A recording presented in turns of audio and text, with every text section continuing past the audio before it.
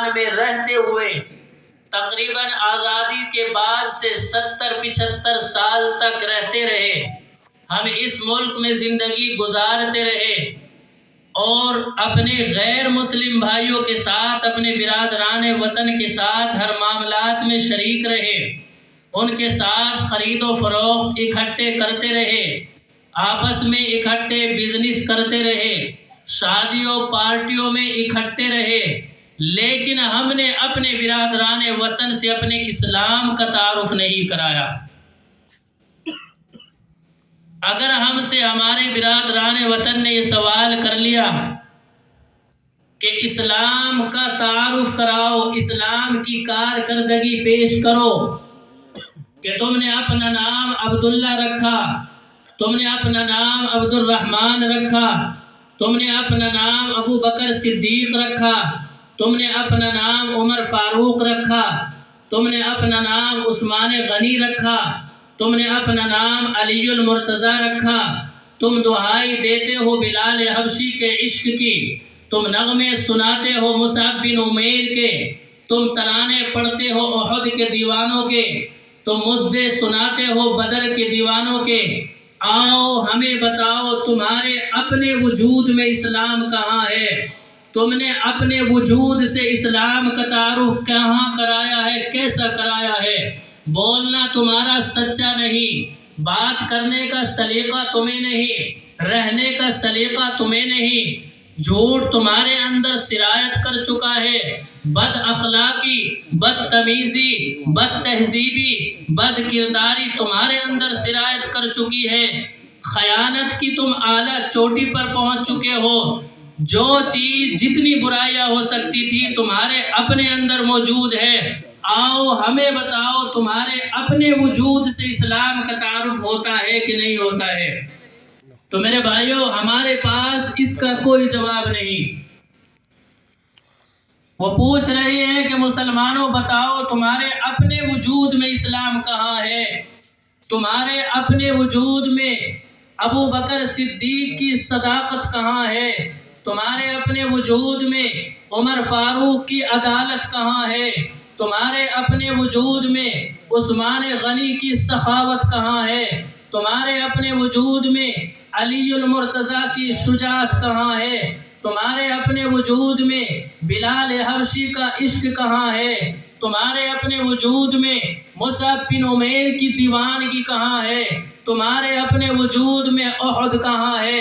بدر کہاں ہے؟ تم اپنا ثبوت پیش کرو مسلمانوں۔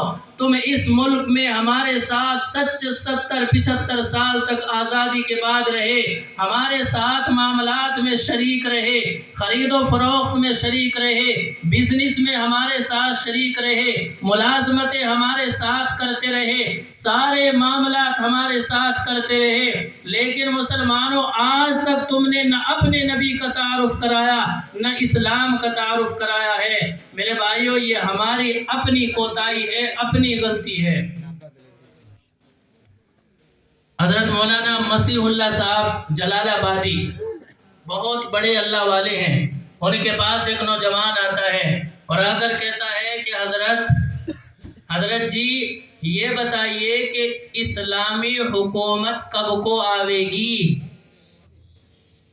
اب اللہ والے بڑے مزاج شناس ہوتے ہیں، آپ اللہ والوں کے پاس آیا کرو، بیٹھا کرو، ان کی باتیں سنا کرو، ان سے مشورے لیا کرو، وہ اللہ کے نیک بندے ہوتے ہیں۔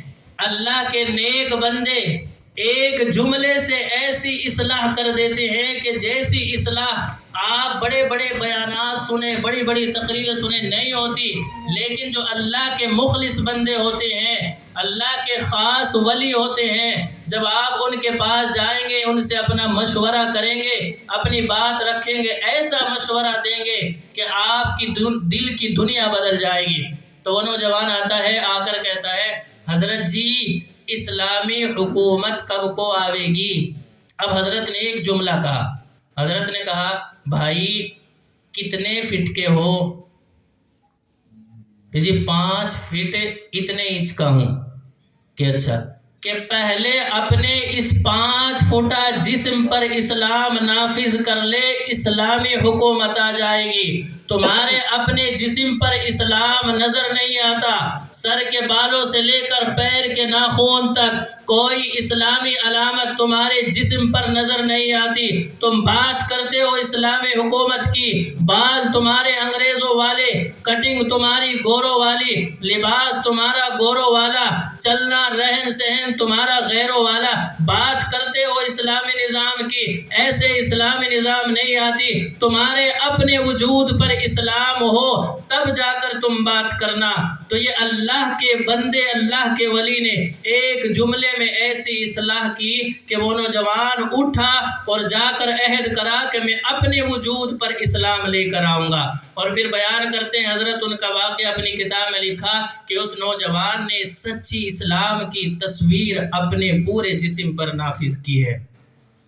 وہاں سے اسلام کا تعارف ہوتا ہے، یہاں سے پتہ چلتا ہے کہ مسلمان کہتے کسے ہیں۔